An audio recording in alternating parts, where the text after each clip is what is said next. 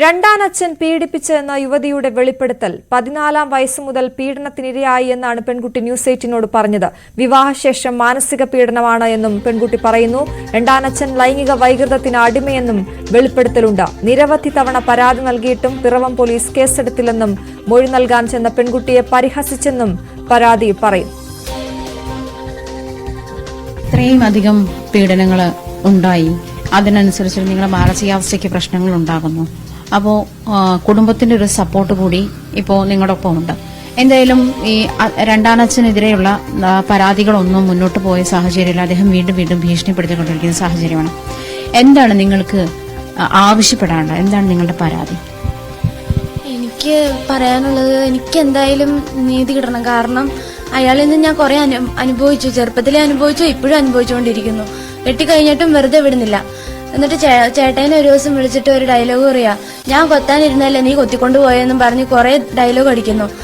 അത് കഴിഞ്ഞ് ഇയാള് കുറെ സെക്ഷലായിട്ട് സംസാരിക്കാൻ തുടങ്ങുന്നു, കുറെ വാക്കുകളൊക്കെ പറയുന്നു. ഇയാളെ എന്തായാലും പിടിക്കണം. അയാള് അന്ന് എങ്ങനെ ഇറങ്ങി എന്നൊന്നും എനിക്കറിയില്ല, അയാള് ശിക്ഷ അനുഭവിച്ചോന്നൊന്നും അറിയില്ല. അമ്മച്ചി പറയണത് പൈസ കെട്ടിവെച്ചിട്ട് ഇറക്കിയെന്നാ പറയണത്. പക്ഷെ എന്റെ താല്പര്യം എന്ന് പറഞ്ഞിട്ടുണ്ടെങ്കിൽ ഇയാൾക്കൊരു ശിക്ഷ കൊടുക്കണം എന്നുള്ളൊരു ഇതാണ് എനിക്ക് താഴ്മയോടെ പറയാം. അന്ന് ആരാണ് പരാതി കൊടുത്തത്? അന്ന് പരാതി കൊടുത്തത് ഞാനാണ്. ഞാനും ഹോസ്റ്റലിലെ സിസ്റ്ററും കൂടിയിട്ടാണ്. സിസ്റ്റർ ഒരു വക്കീലായിരുന്നു, കാക്കനാട് ചിൽഡ്രൻസ് ഹോമിലെ വക്കീലായിരുന്നു. ഞാനും സിസ്റ്ററും കൂടിയും പോയി ഒരു കോടതിയിൽ പോയി. അവര് അപ്രവശ്യം നിപ്പുണ്ടായിരുന്നു, ഞാൻ ഇപ്രവശ്യം നിന്നു. അമ്മ കൈകാട്ടി പറയുന്നുണ്ട്, ഇയാളെ കുറിച്ച് മാറ്റിപ്പറ എന്ന് കൈകാട്ടി കാണിക്കുന്നുണ്ട്. പക്ഷെ ഞാനത് ശ്രദ്ധിച്ചിട്ട് എന്നോട് പറഞ്ഞു, നീ നിന്റെ രീതിയിലായിട്ട് പറഞ്ഞാൽ മതി എന്ന് പറഞ്ഞു. ഞാൻ എന്റെ രീതിയിലായിട്ട് പറഞ്ഞു. പക്ഷെ അവിടെ എന്താ സംഭവിച്ചതെന്ന് എനിക്കറിയില്ല. അത് പൈസ കെട്ടി വെച്ചോ ഒന്നും അറിയില്ല. ആ ഭാഗത്ത് ഇയാളുടെ അമ്മയുണ്ടായിരുന്നു, എന്റെ അമ്മയുണ്ടായിരുന്നു, 2 കുഞ്ഞുങ്ങളും ഉണ്ടായിരുന്നു. നിങ്ങൾ ഒരു കാലഘട്ടത്തിലും നിങ്ങളുടെ അമ്മയോട് ഇക്കാര്യം പറഞ്ഞിട്ടില്ലേ? അതായത് ഒന്നിച്ച് ജീവിച്ചിരുന്ന കാലത്തിലൊന്നും അമ്മയോട് ഇതൊന്നും പറഞ്ഞിട്ടില്ലേ? പറഞ്ഞിട്ടുണ്ടായിരുന്നു. ഞാൻ അമ്മയോട് നടന്ന സംഭവങ്ങളൊക്കെ ഞാൻ പറയും. പക്ഷെ ഞാനൊന്ന് കുഞ്ഞായതുകൊണ്ട് എനിക്ക് എവിടെയും പോകാൻ പറ്റാത്തതുകൊണ്ടും എനിക്ക് അമ്മേനെ ആശ്രയിക്കേണ്ടി വന്നു. പക്ഷെ അമ്മ ഒരു നടപടി എടുത്തില്ല. അത് ഇയാളെ പേടിച്ചിട്ടാണോ അതോ എന്താണെന്നൊന്നും അറിയില്ല, മനസ്സിലിരിപ്പ് എന്താണെന്ന് അറിയില്ല. ഈ കേസ് എടുത്തു എന്ന് പറഞ്ഞില്ലേ, അത് എത്ര കാലം ശിക്ഷിച്ചിട്ടുണ്ടായിരുന്നു? അത് മിനിമം ഒരു 3 മാസം എടുത്തിട്ടുണ്ട് മിനിമം. അതേ തുടർന്ന് പുള്ളി പുറത്തിറങ്ങുകയും ചെയ്തു. പിന്നെ ഈ തുടർ നടപടികളൊന്നും സ്വീകരിച്ചിട്ടില്ല. ഇപ്പോഴും അയാള് പെണ്ണുങ്ങളെ പിടിക്കാൻ വേണ്ടി നടക്കുന്നുണ്ട്. രാത്രിയില് അയൽവക്കത്ത് പോയ ആ ചേച്ചി കുറെ പറഞ്ഞു ഞങ്ങളുടെ അടുത്ത്, പെണ്ണുങ്ങളെ ഇതാക്കാൻ വേണ്ടി രാത്രിയിൽ ഇറങ്ങുന്നുണ്ട്, കുറെ പരിപാടികളുണ്ട് അയാൾക്ക് രാത്രി പരിപാടിയാ ഫുള്ളെന്നും പറഞ്ഞു. നിങ്ങളുടെ ഈ പറഞ്ഞതല്ല ഇതുപോലത്തെ എന്തെങ്കിലും പരാതികൾ പോലീസ് സ്റ്റേഷനിൽ എത്തുവോ? അതല്ലെങ്കിൽ ഇങ്ങനത്തെ, അതായത് ഈ സ്ത്രീകളെ ഉപദ്രവിക്കുന്ന, രാത്രിയിൽ ഇങ്ങനെ ഇറങ്ങി ഉപദ്രവിക്കുന്ന ഒരു സ്വഭാവം ഉണ്ടെന്ന് പറഞ്ഞില്ലേ, അപ്പൊ അങ്ങനത്തെ പരാതികൾ നാട്ടിലുണ്ടോ? അതിനെക്കുറിച്ച് എനിക്ക് വല്ല അറിവില്ല. പക്ഷെ അറിവുണ്ടായിരുന്നത് ആ ചേച്ചി പറഞ്ഞ ഒരു അറിവ് എനിക്ക് ഉള്ളൂ. രാത്രിയിൽ അന്നും പോകുന്നുണ്ടായിരുന്നു, ഇപ്പോഴും പോകുന്നുണ്ട് അയാള് രാത്രിയില്. കല്യാണം കഴിഞ്ഞ ശേഷം ഭർത്താവിനെ വിളിച്ചിട്ട് നിങ്ങൾ ഇങ്ങനെ അബ്യൂസ് ചെയ്യപ്പെട്ടു എന്ന് നിരന്തരം പറഞ്ഞുകൊണ്ടിരിക്കുന്നതാണോ പുള്ളിയുടെ നേച്ചർ? അയാള് ഇപ്പൊ ഞാൻ പറഞ്ഞില്ല ഒരു ഡയലോഗ്, അതും പറയും. പിന്നെ കുറെ സെക്ഷലി ആയിട്ട് സംസാരിക്കും, കുറെ ഭീഷണിയുടെ രീതിയിൽ അയാള് സംസാരിക്കും. നിങ്ങൾ എന്ത് നടപടി വേണമെന്ന് ഉദ്ദേശിക്കുന്നത്? എന്റെ ഒരു താല്പര്യം എന്ന് പറഞ്ഞിട്ടുണ്ടെങ്കിൽ അന്ന് അയാള് വെറുതെ വിട്ടു. പക്ഷെ ഈ പ്രാവശ്യം അയാളെ എന്തെങ്കിലും ഒരു നടപടി സ്വീകരിക്കണം എന്നുള്ളതാണ്. എന്തെങ്കിലും ഒരു ശിക്ഷ, ചികിത്സക്കുള്ള എന്റെ അയാളുടെ ഇത് കാരണം എനിക്കൊരു ഷോക്ക് വന്നു. ആ ഷോക്ക് ഇപ്പോഴും ഞാൻ അനുഭവിക്കണു. ചേട്ടൻ എന്നെ കയറ്റാത്ത ഹോസ്പിറ്റലുകളില്ല, കാണിക്കാത്ത ഒന്നുമില്ല. അപ്പൊ ഞങ്ങളുടെ കയ്യിലിരിക്കുന്ന പൈസ ഫുള്ളും തീർന്നു. ഇപ്പൊ ദാരിദ്ര്യത്തിലായി, ഓരോരുത്തരോടും തണ്ടണു. ഞങ്ങളുടെ അവസ്ഥ ഭയങ്കര ദയനീയമാണ് മാഡം. ഇയാളെ കോടതി കയറ്റണം, അതന്നെയാണ് എന്റെ താല്പര്യം. ഇയാൾക്ക് എന്തെങ്കിലും ശിക്ഷ വാങ്ങിച്ചു കൊടുക്കണം, അതന്നെയാണ് എന്റെ താല്പര്യം. ഇയാളിൽ നിന്ന് നഷ്ടപരിഹാരം ഞാൻ സ്വീകരിക്കുന്നു. എന്ത് നഷ്ടപരിഹാരം ഉദ്ദേശിച്ചത്? എന്റെ ചികിത്സയ്ക്കുള്ളത് എന്തെങ്കിലും അയാള് തന്നെ എന്നുള്ളതാണ്. കാരണം എന്റെ ഹസ്ബൻഡിന്റെ കയ്യിൽ നിന്ന് ഒന്നും ഇനി എടുക്കാനില്ല, ഒന്നും എടുക്കാനില്ല. ഇതാണ് അവസ്ഥ. ഇത്ര ഭീകരമായ ഒരു അവസ്ഥയിലൂടെ ഒരു പെൺകുട്ടി കടന്നു പോകുമ്പോൾ അതിനുള്ള സപ്പോർട്ട് നൽകേണ്ട സംവിധാനങ്ങളൊക്കെ കണ്ണടച്ചു നിന്നാൽ ഒരുപക്ഷെ നീതി ലഭിക്കേണ്ടവർക്ക് അത് ലഭ്യമാകാതെ പോകും. ക്യാമറമാൻ ശ്യാംലാലിനൊപ്പം ആജ്ഞ രവീന്ദ്രൻ, ന്യൂസ് 18 കൊച്ചി. ഞാൻ വിവാഹം കഴിച്ചിട്ടിപ്പോൾ 1.5 കൊല്ലമാകുന്നു. ഞാൻ വിവാഹത്തിന് മുമ്പ് ഇവരുടെ അമ്മ എൻ്റെ അമ്മയായി മൂവാറ്റുപുഴ വെച്ച് പരിചയപ്പെടുന്നു. അത് കഴിഞ്ഞതിന് ശേഷം എന്നെ അനാഥാലയത്തിൽ പെണ്ണ് കാണിക്കാനായിട്ട് കൊണ്ടുപോകുന്നു. അവിടെ കൊണ്ടുപോയി കൊണ്ടുപോയ ശേഷം അവിടുത്തെ അനാഥാലയത്തിൽ വിളിച്ചുകൊണ്ട് വന്ന് ഈ കുട്ടിയുടെ വീട്ടിൽ നിർത്തുമ്പോൾ ഈ കുട്ടി എന്നെ ഫോണിൽ വിളിക്കുമായിരുന്നു. അന്നേരം ഫോണിൽ വിളിച്ച് എൻ്റെ അടുത്ത് പറഞ്ഞു, ഈ കുട്ടി ഉപദ്രവിക്കപ്പെടുന്നു എന്ന് മാത്രം പറഞ്ഞു. എന്നെ എങ്ങനെയെങ്കിലും ഒന്ന് രക്ഷിക്കണം എന്ന് പറഞ്ഞു. ഞാൻ അവിടെ ഒരു ഓട്ടോയുമായി മൂവാറ്റയിൽ നിന്ന് ഒരു ഓട്ടോയുമായി അവിടെ ചെല്ലുന്നു. ഈ കുട്ടിയെ അവിടെ നിന്നും വിളിച്ചുകൊണ്ട് വന്ന് ഇവിടെ വന്നതിന് ശേഷം എൻ്റെ വീട്ടിൽ വന്നതിന് ശേഷം കുറച്ച് മാനസികാസ്വാസ്ഥങ്ങളും പ്രശ്നങ്ങളും ഒക്കെ കാണിച്ചു തുടങ്ങുന്നു. അന്നേരം കുട്ടിയുടെ അടുത്ത് ചോദിച്ച് വിവരം അറിയുന്നു. മറ്റ് വ്യക്തികളിൽ നിന്നും എനിക്ക് അറിയാനായിട്ട് സാധിച്ചു. അങ്ങനെയാണ് ഈ കേസ് എനിക്ക് അറിയാൻ സാധിച്ചത്. ഈ കുട്ടിയുടെ ഇങ്ങനെ ഒരു അബ്യൂസ് ഉണ്ടായി എന്നറിയാൻ സാധിച്ചത് അപ്പോഴാണ്. അത് അത്തരത്തിലുള്ള കൗൺസിലിങ്ങോ കാര്യങ്ങളോ ഒക്കെ നടത്തിയിരുന്നില്ലേ?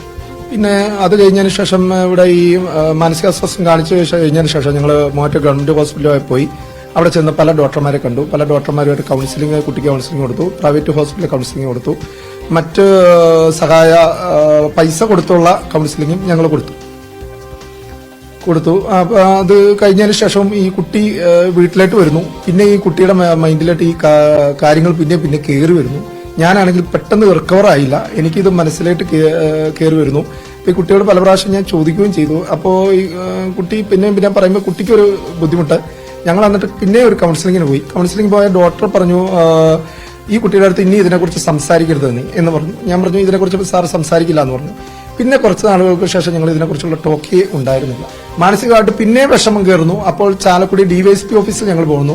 ഇവരുടെ ഒരു റിലേറ്റീവ് അവിടെ തമ്പിസാർ എന്ന് പറഞ്ഞ സാറുണ്ടെന്ന് ഞങ്ങൾക്ക് അറിയായിരുന്നു. പക്ഷെ അയാൾ ആ സാറിനെ യൂസ് ചെയ്യാനായിട്ടൊന്നും അല്ല അങ്ങോട്ട് ചെന്ന് DYSPയുടെ താഴെയുള്ള സാറുമാരുടെ അടുത്ത് കാര്യങ്ങൾ ഞങ്ങളൊരു 20 മിനിറ്റ് എടുത്ത് ഞങ്ങൾ രണ്ടുപേരും കൂടെ കാര്യങ്ങൾ പറയുന്നു. സാർ പറഞ്ഞു, ഇത് ജൂറിസ്ഡിക്ഷൻ അല്ലാത്തതുകൊണ്ട് ഇവിടുന്ന് നിയമ നടപടി ഒന്നും സ്വീകരിക്കാൻ പറ്റില്ല എന്ന് പറയുന്നു. അത് കഴിഞ്ഞാൽ ഞാൻ 112 ഹെൽപ്പ് ലൈനിലായിട്ട് വിളിക്കുന്നു. ഹെൽപ്പ് ലൈനിൽ നിന്ന് വിളിച്ചു കഴിഞ്ഞപ്പോൾ അവർ പറയുന്നു, ചാലക്കുടി പോലീസ് സ്റ്റേഷനിൽ അറിയിച്ചിട്ടുണ്ടെന്ന് പറയുന്നു.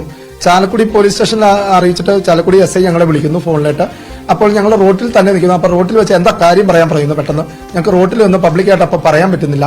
അപ്പോൾ ഞങ്ങൾ അത് ഫോൺ കട്ട് ചെയ്ത് പിന്നെ അവിടുന്ന് ഞങ്ങൾ ഇറങ്ങി ഞങ്ങൾ പാലക്കാടിന് ബസ് കയറുന്നു.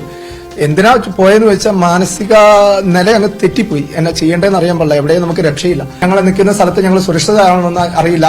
അപ്പൊ എന്തെങ്കിലും ഒരു നടപടി എത്രയും പെട്ടെന്ന് ഗവൺമെന്റിന്റെ ഭാഗത്തുനിന്ന് ഉണ്ടാവണമെന്ന് അപേക്ഷയോടുകൂടി പറയുന്നു. വാർത്തയുടെ വിശദാംശങ്ങളുമായി ആജ്ഞ രവീന്ദ്രൻ ചേരുകയാണ് കൊച്ചിയിൽ നിന്നും. ആജ്ഞ, അതീവ ഗൗരവമായിട്ടുള്ള പരാതിയാണ്. 14 വയസ്സ് മുതൽ പീഡനത്തിനിരയാകുന്ന ഒരു പെൺകുട്ടി. ആ മാനസികാവസ്ഥ നമുക്ക് ചിന്തിക്കാവുന്നതിലും അപ്പുറമാണ്. അതിപ്പോഴും അത് തുടരുന്നു. അയാളുടെ ഭാഗത്ത് നിന്ന് ശല്യപ്പെടുത്തൽ തുടരുന്നു എന്നുള്ളതാണ് നമുക്ക് മനസ്സിലാകുന്നത്. എന്താണ് ഇതിൽ നമുക്ക് വ്യക്തമായിട്ടുള്ള കാര്യങ്ങൾ?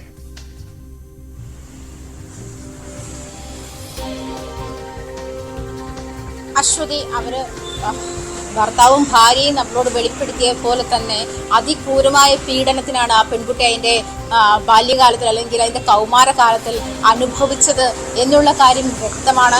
മാത്രമല്ല, നമുക്ക് ഓഫ് ദ റെക്കോർഡിൽ തന്നെ അത് കുറെ കാര്യങ്ങൾ പറഞ്ഞ് ശരിക്കും പറഞ്ഞാൽ ഞെട്ടിക്കുന്നതായിരുന്നു. ഈ രണ്ടാനച്ഛന്റെ പീഡന പരമ്പരയെ പറ്റി ആ കുട്ടിയെ ഏതൊക്കെ തരത്തിൽ ഉപദ്രവിച്ചു എന്നുള്ള കാര്യം വ്യക്തമാക്കുമ്പോഴും നമുക്ക് ഞെട്ടലോട് മാത്രമേ അത് കേൾക്കാൻ കഴിയുമായിരുന്നുള്ളൂ. ഇത്തരത്തിൽ അശ്വതി, സമൂഹത്തിൽ ഇത്തരം ബുദ്ധിമുട്ടുകൾ അനുഭവിക്കുന്ന നിരവധി കുഞ്ഞുങ്ങളാണ്. എനിക്കിപ്പോൾ ഓർമ്മ വരുന്നത് പത്മരാജന്റെ മൂവന്തി എന്ന് പറയുന്ന ഒരു കഥയാണ്.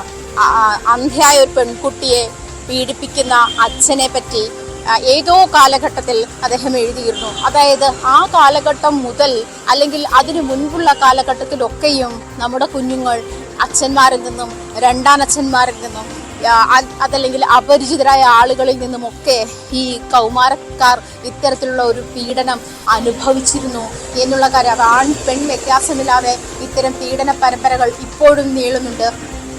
എന്നിട്ട് പോലും ഒരു പോക്സോ കേസ് അയാൾക്കെതിരെ രജിസ്റ്റർ ചെയ്തിട്ടും ഈ പെൺകുട്ടിക്ക് ഇപ്പോൾ ഏകദേശം ഒരു 24 വയസ്സുണ്ട്. 14 വയസ്സ് മുതലുള്ള അത് അനുഭവിച്ചിരുന്ന പീഡന പരമ്പരയുടെ ഒരു ഏകദേശ രൂപം അത് കോടതിയിലും അതുപോലെ പോലീസ് സ്റ്റേഷനും നേരത്തെ തന്നെ അനാഥാലയം വഴിയുള്ള അനാഥാലയത്തിലെ ഒരു അഡ്വക്കേറ്റായ സിസ്റ്റർ വഴി ഇത്തരം കാര്യങ്ങളൊക്കെ വെളിപ്പെടുത്തിയതാണ്. എന്നിട്ട് പോലും 3 മാസത്തിൽ കൂടുതൽ അയാൾക്ക് ശിക്ഷ അനുഭവിക്കേണ്ടി വന്നില്ല. പക്ഷെ ആ പെൺകുട്ടി അയാളിൽ നിന്നും അനുഭവിച്ച പീഡനം അങ്ങേയറ്റം രൂക്ഷമാണ്. പക്ഷെ അങ്ങേയറ്റം ഗുരുതരമായ ഒരു ആരോപണമാണ് ഈ പെൺകുട്ടിയെ അയാൾക്കെതിരെ ഉന്നയിച്ചിരിക്കുന്നത്. മാത്രമല്ല ഇപ്പോഴും വിവാഹിതയായ ശേഷവും അവരുടെ കുടുംബത്തെ ശല്യപ്പെടുത്തുന്നു, അവരുടെ ഭർത്താവിനെ ശല്യപ്പെടുത്തുന്നു, അമ്മയെ കാണാൻ അനുവദിക്കാതിരിക്കുന്ന സാഹചര്യമുണ്ട്. ഈ അമ്മ പോലും ഈ പെൺകുട്ടിക്ക് അനുകൂലമായ നിലപാടെടുത്തില്ല എന്നുള്ള കാര്യമാണ് ഇതിൽ അങ്ങേയറ്റം വ്യസനകരമെന്ന് വേണം പറയാൻ, അങ്ങേയറ്റം ഖേദകരമെന്ന് വേണം പറയാൻ. കാരണം അമ്മയ്ക്ക് അയാളിൽ 2 മക്കളുണ്ട്, 2 ആൺകുട്ടികളാണ്. ഈ ആൺകുട്ടികളും അമ്മയും അയാളും ഒപ്പം മറ്റൊരിടത്ത് താമസിക്കുന്നു. എന്നിരുന്നാൽ പോലും ഇവരുടെ ഭർത്താവ് ഇവരെ വിവാഹം കഴിഞ്ഞ ശേഷം, അതായത് ഈ പെൺകുട്ടി പരിചയപ്പെട്ട ശേഷം താൻ ഇങ്ങനെ നിരന്തരം പീഡനം അനുഭവിക്കുന്നുവെന്ന് ഇയാളെ ഫോണിൽ വിളിച്ച് പറയുകയും അതിനുശേഷം ഇയാള് അവരെ ജീവിതത്തിലേക്ക് കൈപിടിച്ച് കൊണ്ടുവരികയും ചെയ്തതാണ്. അതിനുശേഷം ഇയാളെ നിരന്തരം ഉപദ്രവിക്കുന്നു.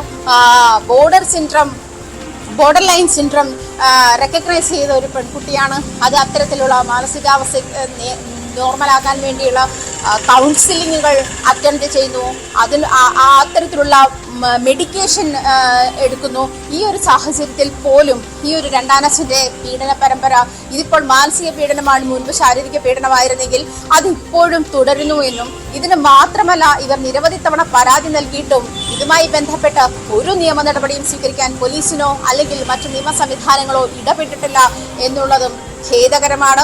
നമ്മുടെ കുഞ്ഞുങ്ങളെ സംരക്ഷിക്കേണ്ട ഈ വ്യവസ്ഥിതികളൊക്കെ ഇങ്ങനെ ഒരു നടപടിയും എടുക്കാതെ കണ്ണടച്ച് ഇത്തരം ക്രൂരതകൾക്കെതിരെ, ഇത്തരം പീഡന പരമ്പരകൾക്കെതിരെ നിലകൊള്ളുന്നത് അങ്ങേയറ്റം ഖേദകരമാണ്. അത് അപലപനീയമാണ് എന്ന് തന്നെ വേണം പറയാൻ.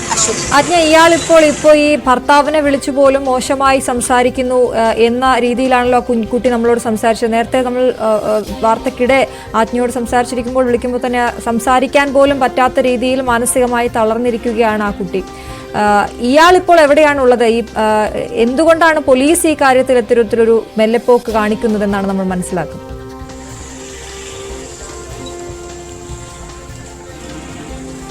പെൺകുട്ടി പറഞ്ഞറിഞ്ഞ് അറിവേയുള്ളൂ ഈ രണ്ടാനച്ഛനെ പറ്റി. അയാളൊരു ഗുണ്ടാ സ്വഭാവമുള്ള ആളാണ്. പോലീസുകാർ ഇയാൾക്ക് വേണ്ട ഒത്താശ ചെയ്തു കൊടുക്കുന്നു എന്നുള്ളതാണ് ഇവരുടെ ആരോപണം. 3-4 തവണ ഇവർ ഇതുമായി ബന്ധപ്പെട്ട 3 തവണയാണ് ഇവർ കൃത്യമായി കേസ് കൊടുത്തിട്ടുള്ളത്. അതിലേറ്റവും അവസാനം നൽകിയ പരാതി എന്ന് പറഞ്ഞ് ഈ 15-ാം തീയതിയാണ്.